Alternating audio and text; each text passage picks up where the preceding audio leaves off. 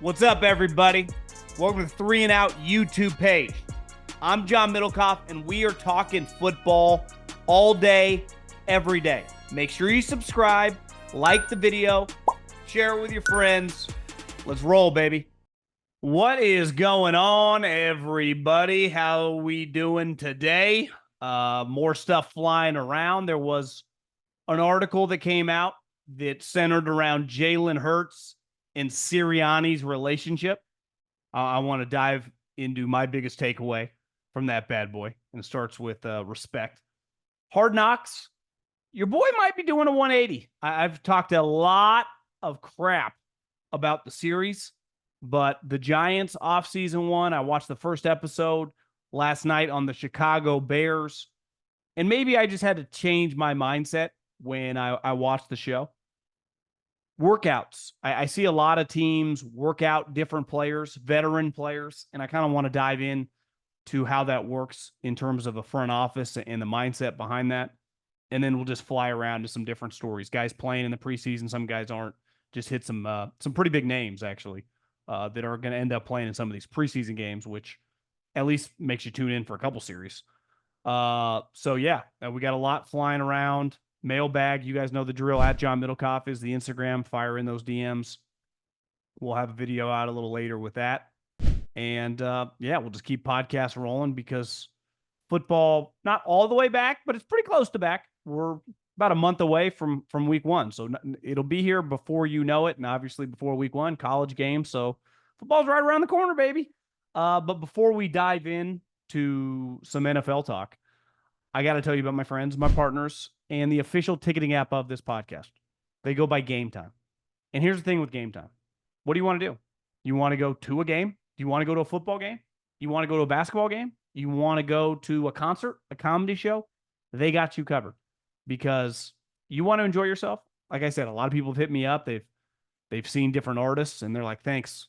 I say, hey, no problem. I don't even need a thank you. Just hammer that promo code, John. If you want to go to a football game this fall, I think I'm gonna try to make Texas, Oklahoma, working behind the scenes to make that happen, and that would be sweet. And if I did it, it'd be because of Game Time. So take the guesswork out of buying tickets with Game Time. Download the Game Time app, create an account, and use the code John for $20 off your first purchase. Terms apply. Again, create an account and redeem the code JOHN for $20 off. Download the Game Time app today. Last minute tickets, lowest prices guaranteed. Well, it was flying around on social media today. I was scrolling Pro Football Talk, and I said, you know what? I'm going to read this article. It was on ESPN.com, and it was about Nick Sirianni and Jalen Hurts. And obviously, the big story of the article was that they had a fractured and unhealthy relationship in 2023, as well as Jalen didn't respect him from an X's and O's standpoint. At least that was my biggest takeaway, and I would say the most salacious part of the article by a pretty wide margin. Because let's face it, the most important people once the season starts, the GM doesn't have as much control. The owner can't do anything. It's your head coach and your quarterback, and then falls in line to your coordinators, right? And Sirianni's lucky to have a job. We all know that. I thought he was going to get fired after the season. So did most people. So did some people in the Philadelphia Eagles building. But he survived. I don't think it's possible, and I've been in these positions, where you work for somebody and you don't respect them. Football, like a lot of jobs in this country, can be pretty aggressive, can be contentious, can be uncomfortable. Like that's part of any high-level industry, especially ones like this, where there's a ton of money on the line. People have big egos. People, I guess football more than most industries, a lot of screaming back and forth. It's a violent sport. It's full of aggressive people. So to me, people screaming at each other, it's why when Aaron Rodgers and Garrett Wilson or coaches screaming, means nothing to me. Welcome. Even the article with some of the Deion Sanders stories, like, I don't care. This is not your normal workplace environment when it comes to interactions between two people, whether it be two players, whether it be a coach and player, whether it be a coach and coach. I'm pretty numb to that. It means nothing to me. So there have been clips over the years of like Jalen and Sirianni yelling at each other. I don't care. Honestly, that's what I expect. Same with any team. It doesn't do much for me. But when you lose respect for a coach or for any person that's in a superior position to you, whether you're making $50 million like Jalen Hurts or whether you're me and you don't respect your boss, you don't have to agree with someone above you all the time. But when I lose respect, like it's hard for me to listen to anything he says. And I think the crutch of this whole thing was it all revolved around X's and O's. Can you imagine? Like, I bet Matt Stafford and Sean McVay always haven't had the greatest days. Jimmy Garoppolo and Kyle Shanahan were at each other's necks nonstop. Patrick Mahomes and Andy Reid feel like they have the perfect marriage, but I bet there are some tense days. Do you think those quarterbacks, and I just use those as examples, ever once questioned those coaches' ability to scheme an offense? Those coaches' intellectual capacity for football? Obviously not. And listen, Sirianni is not like those guys. He can't call plays. We've seen him attempt to, and it was a disaster. Last season ended, with basically the building on fire, and he hired a new offensive coordinator. He said, I'm going to be completely hands-off. Even Mike McCarthy, who has much maligned Cowboys coach, last year of his contract, people love, and part of it is the brand, all over him 24/7, 365. Here's what you cannot argue about Mike. He can call an offense. Just did last year. They were pretty good. And he did for Green Bay many times. I know Mike McCarthy can be an offensive coordinator. Nick Sirianni cannot. And part of this article was about people started freelancing. People started doing their own thing. No one was listening to anyone. Because listen, there are a ton of coaches that are successful in this league that don't call plays. John Harbaugh, Jim Harbaugh, Dan Campbell. But one thing they are great, Mike Tomlin, is controlling the room, keeping the chaos to a minimum, holding a standard, driving people. There was a comment in the Hard Knocks from Saban, which we'll get into in a minute, but Saban basically said, people aren't born to be champions, whether it be in football, whether it be in life. People are born to be average, get by, just survive. If you want them to be great, you have to do it, meaning you have to coach it.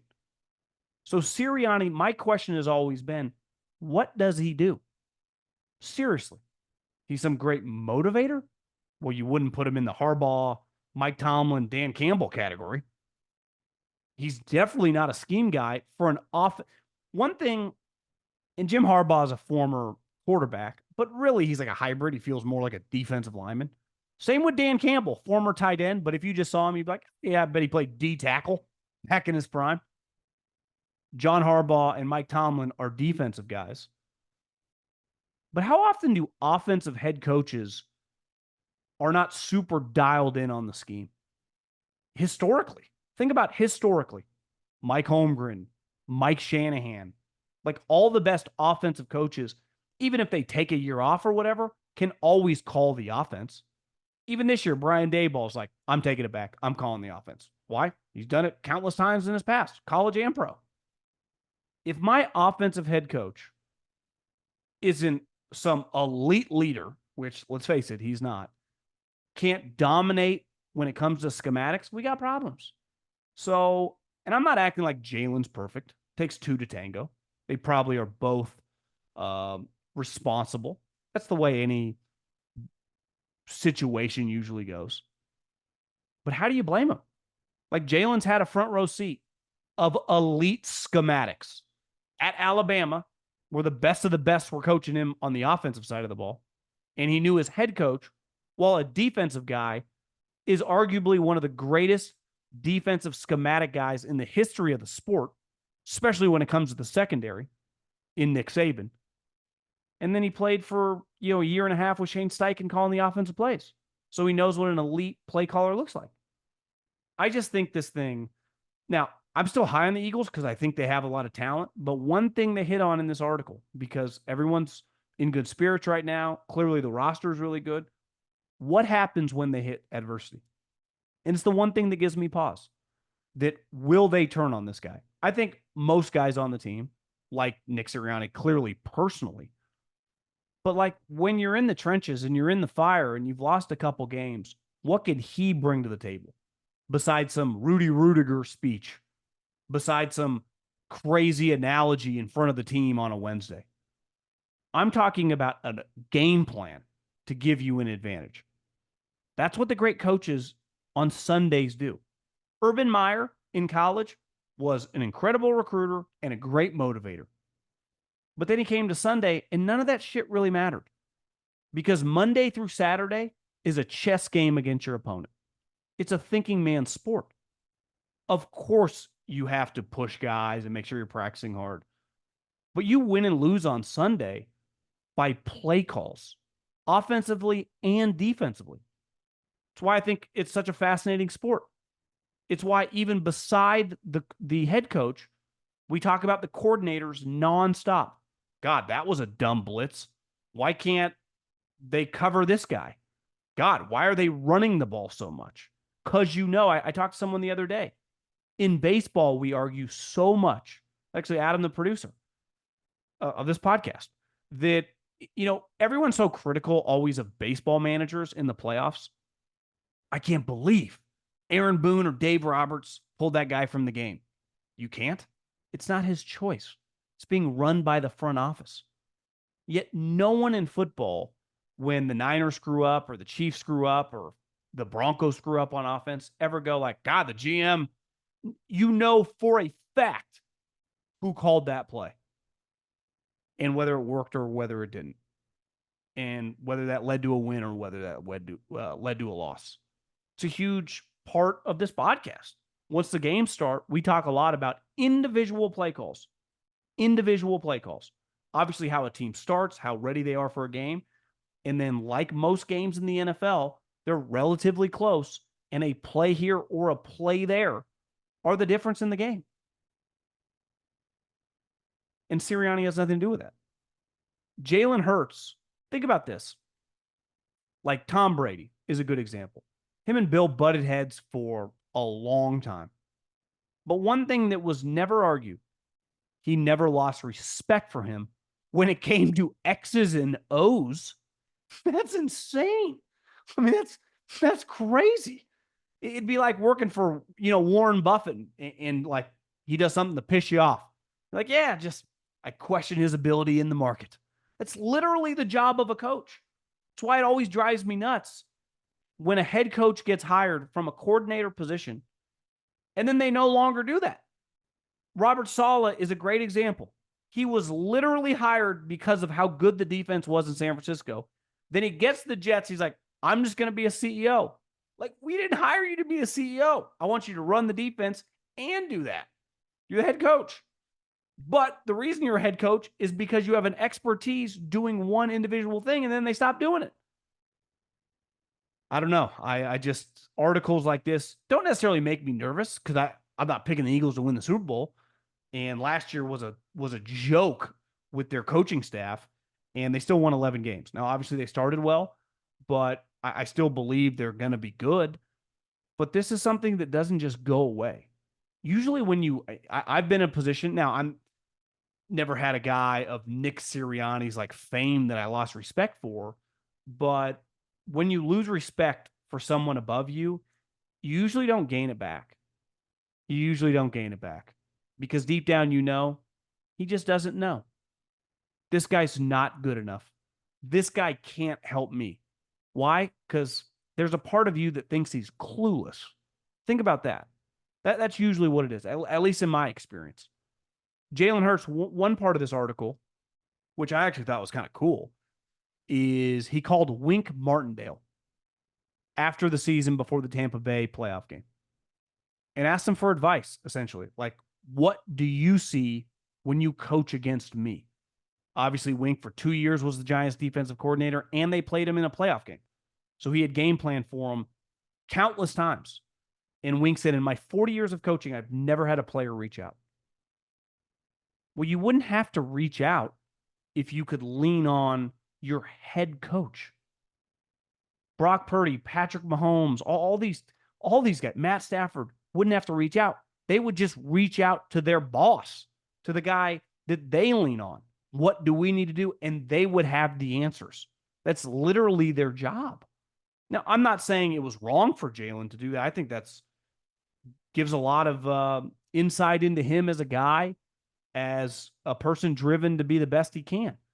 I also think it gives a lot of insight as he doesn't think anyone in the building has the answers for him to help him out, which is pretty scary. And this is a very slippery slope this year. Like I said, I thought he was fired at the end of the season. I thought Bill Belichick was going to be their head coach. And that is definitely still on the table this year. And making the playoffs will not be good enough.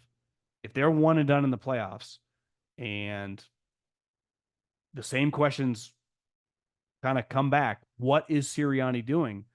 I don't see, because you're going to get to the point, like, is Jeffrey Lurie going to give him an extension? And here's the other problem for Sirianni now. It's pretty well established. If Kellen Moore has success and their offense is awesome again like it was under Shane Steichen, because let's face it, if they had a redo, which would have been crazy at the time, but if they had a redo today, they would do it. They would have fired Nick Sirianni for Shane Steichen. Obviously, that would have been unprecedented. They weren't in a position to do that. But after a year, looking back, what the right move would have been. And if Kellen Moore succeeds this year, it's him succeeding. Sirianni has nothing to do with it. It's not like he's picking the players. We know Howie is the grand poobah when it comes to personnel. So you just go, are we just paying this guy $7-8 million to be the head coach on our website? Not playing best ball at DraftKings? You're missing out. Here's what you need to know. DraftKings Best Ball Millionaire Contest is their biggest fantasy contest ever. We're talking 15 million guaranteed prize pool with two millionaires being crowned for the first and second place. If you're set it and forget it type, then Best Ball is for you. No waiver wires, no roster management, bigger roster so injuries won't end your season. Only the draft, and that's it. You're set for the year. 15 million prize pool. Still not convinced? Check this out. This year, DraftKings is offering everyone a draft one, get one special. Your $20 entry fee scores you a bonus ticket. Get in on all the best ball action. Download the DraftKings app and use the code JOHN. That's code JOHN for all customers who enter the NFL Best Ball 15 Millionaire contest to get a bonus ticket and get a shot at being crowned one of the 2 millionaires only on DraftKings. I've talked a lot of shit over the years about Hard Knocks because I thought how great the show was early on and the insight, how it motivated me. I wanted to be part of professional football because really how cool it looked, behind the scenes and personnel meetings, deal with GMs and head coaches. And then they just completely got away from that. And it became usually an episode about some undrafted free agent, an episode about an assistant coach. It became like a reality television show for dummies when it comes to football. And I think I'm cool with that. Like, I watched the first episode of the Chicago Bears, and I enjoyed it. And I went in with the mindset of, like, I'm not looking for much. I'm not expecting much controversy. I'm not expecting to see guys get cut as the show goes on. I'm not expecting much. I'm definitely not expecting any GM head coaching meetings about guys struggling, guys pissing them off. Like, those days are over. But I thought it was an easy watch. And I think the one thing they've done the last 2 years, it's reality television show. That's what it is. And they've brought stars. Last year was Aaron Rodgers. Couldn't miss an episode. This year, it's Caleb Williams. And I liked it. I enjoyed it. I'm not going to get too hyped or more bullish or bearish on the team based on clips. Like, Caleb Williams was up and down in practices. He's a rookie. Football's hard. Their defense is good. Of course. That's what every quarterback would look like in his situation. Eberflus, his kind of new image, kind of enjoyable. New beard, haircut in the facility, looking cool. I just thought it was a really, really easy watch. And this is the same guy that would have blasted that last year. I think I've just embraced this is what it is. And clearly people like it. It's not going away. And the key to this show is you can't have random teams. You have to have stars. And it feels like they got some stars. And I like that first episode a lot. I've seen just throughout the last couple days these teams work out players. And today I saw a headline the 49ers are working out. I don't know what the hell his name is now. It used to be Robbie Anderson, the speedster from Temple. And I think a lot of people go, oh, does that mean they're trading Brandon Aiyuk? And hell, they might. By the time you're listening to this, Brandon Aiyuk could be on another team. But when you work in an NFL front office, the GM, the assistant GM, and the pro scouts, they have a list. And once everyone gets cut, they will have a list of all the practice squad guys. And you can always steal a practice squad guy and put him on your roster. But right now, there's a list of free agents. Basically, they're called guys on the street. They're not technically on the street like they're homeless. Most of them are veteran players, made some money. And let's just, the numbers can vary, 5 guys, 10 guys, whatever, per position. So in training camp or a preseason game, you lose a starter or a backup, you might call that guy and want to sign him. But part of what you do in training camp, you try to do, and you definitely do this during the season, is you bring in guys at different positions, especially different positions if you have some injuries, and put them through a workout. You might not even sign them that day.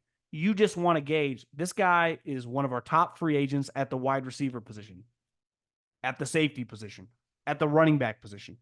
Let's see if he's in shape.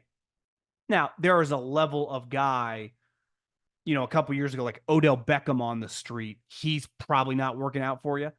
But guys like Chosen, Robbie Anderson, you put him through a workout and you go, yeah, he still looks pretty good. If we need him, we'd be interested in signing him. And maybe you have a need that day and you sign him. But every day you go to practice, now it's all probably on your phone. But we used to print out the hard sheet for Howie, and you're just prepared that if you lose a guy, you immediately call 2 or 3 of those guys and try to set up a workout. And if the guy is at a level in which he's not going to work out, you might just sign him. But you have to be prepared, because one thing I learned when I was in the NFL, and you see it every single year as just a fan or someone that watches a lot of football, a position of strength can go to a position of weakness like that within a couple snaps. One broken leg, one ACL, and then the backup gets dinged up. All of a sudden, you're like, God, we loved our offensive line. Now we're down 2 starters.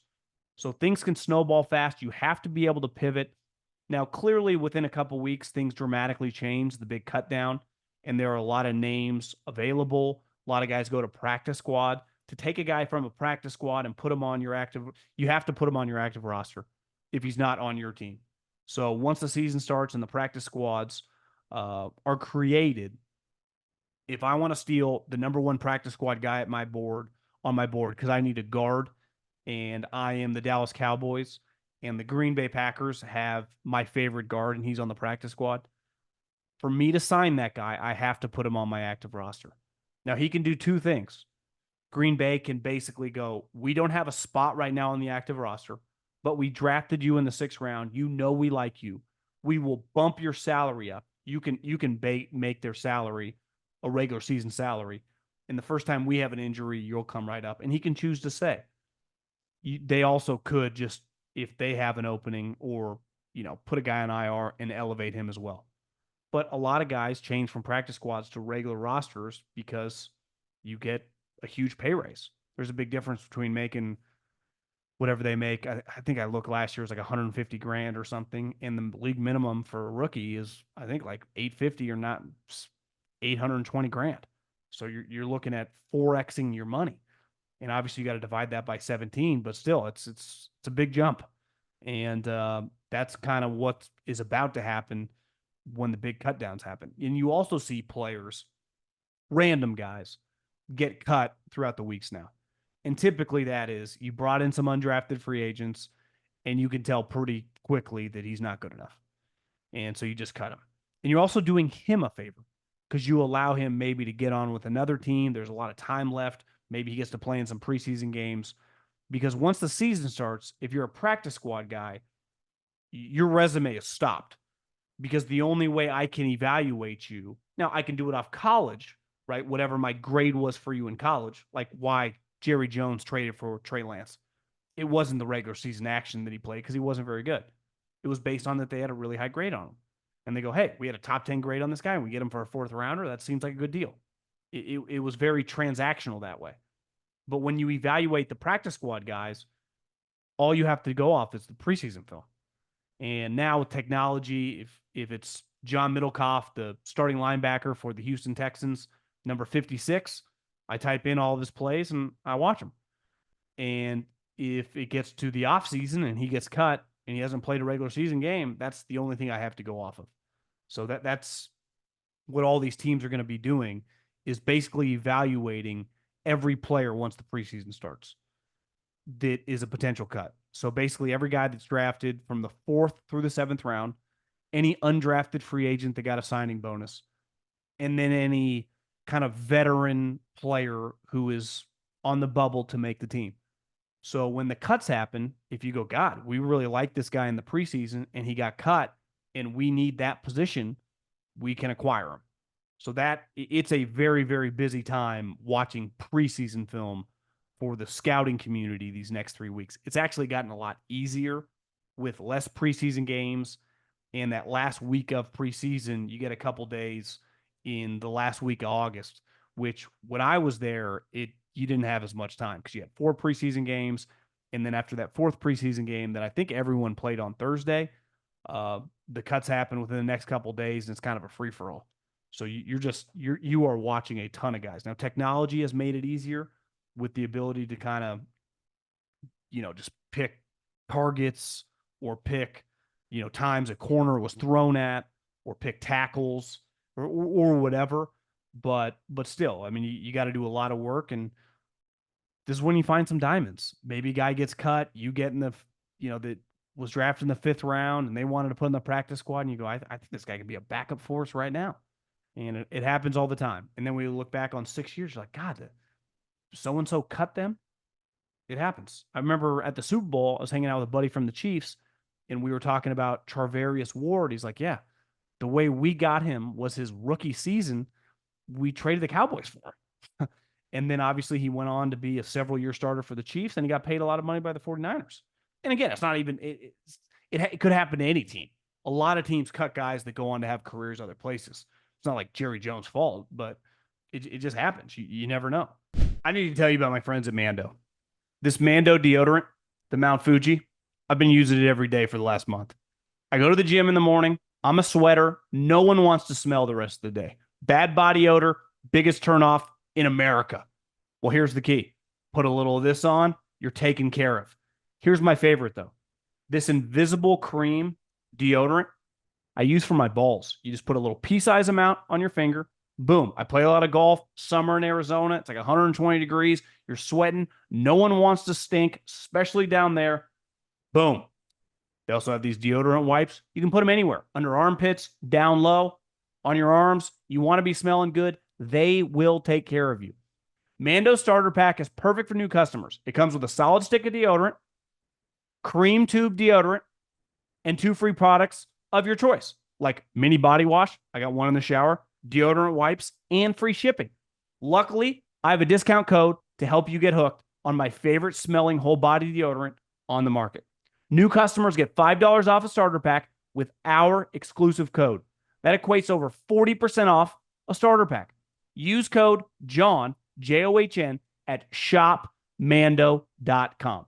That's SHOPMANDO. Shopmando.com. Couple other NFL news and notes. Andy Reid. The Chiefs are pretty enjoyable preseason watch for as long as the starters are playing because they're going to play. He claims, and this can always change, right? If Patrick Mahomes, they get the ball first, he leads them on a touchdown drive, Andy could pull him. But he did say they'll play a quarter. And I saw LaFleur had a quote because I think Jordan Love playing the preseason? I think he might. He said there's value, and I do agree with him. There is value of preparing to play a game mentally, of just getting in the mindset the 2 days before, a day before, the way you prepare in terms of your food, your sleep, and just kind of having the juices flowing, even if you only play a series, that lead up so you don't just start the regular season just 0-60. So Andy's playing his guys a quarter. Joe Burrow is going to play. So listen, I don't know how long, and you never know, but like if Joe Burrow plays 3 series, even if I don't watch the game live, like I'll go YouTube it or go to my NFL app and watch those 3 series. It's fun. Kyler Murray will not play. Don't totally blame him. Last year coming off an injury.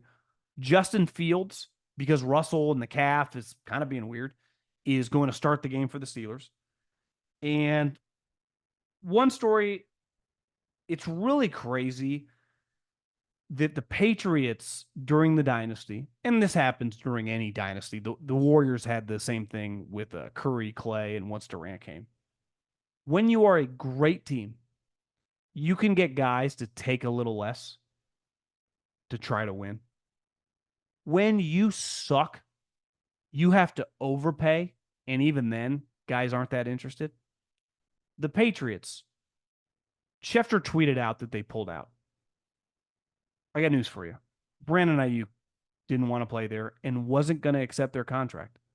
And Matt Mayoko, who is all over this story, no team, and again, he might be traded by the time you listen to this, offered him more than the Patriots did. The Niners obviously offering the least. The Steelers number, actually, I've heard was closer to the Niners. The Browns more than the Steelers. And the Patriots offered the most. And he didn't want to go there. Don't totally blame him, right? The team's awful. Why would you want to go from a great team to a bad team? And it's not like it's some no-tax state. It's expensive to live there. But he said no. And then obviously once the Patriots find that out, they're like, yeah, we're out. And listen, it's not the Patriots are going through a rebuild. To me, they got very, very lucky that Brandon Aiyuk had no interest. I thought the same thing about Washington. You are in no business to make deals like this. You do not need to trade for players and then pay them in year one of a rookie quarterback who is not even going to start. Just take a deep breath, reset your team, and figure out what you have. You need those assets. And it wasn't going to cost the Patriots a first-round pick. But still, even if you had to give like Matthew Judon and a second or whatever the trade would be, I'm just a hypothetical. Why would you give anything? You're not in the position, if you can ever sign this guy and he's available in the free agent market, then dramatically overpay. But when you're awful and your roster isn't good and you're staring down the barrel of being a team drafting in the top 5 again, to do moves like this make no sense. Hell, looking back, it didn't make sense for the Raiders to trade for Devontae, and they had Derek Carr at some pieces. The Patriots have no business even sniffing around this one. And listen, you could argue sniffing around, that's part of these guys' jobs. Okay. But that would have been, they got lucky to me that Aiyuk had no interest in going there. Because is there a team in the league that's more players away than the Patriots? So to give up any draft capital, now you could say, hey, they're getting rid of Kendrick Bourne. Now, if the deal would have been Kendrick Bourne, Matthew Judon, and like a fourth, maybe like we're not even giving up that much. We're giving up a player that's not going to be on this team next year, Judon, Kendrick Bourne, whatever. We're just replacing him with Aiyuk and a mid-round pick. But I don't know if the Niners are accepting anything less, even with players, than you got to include a second-day pick. And I think the Patriots got lucky when it comes to this transaction.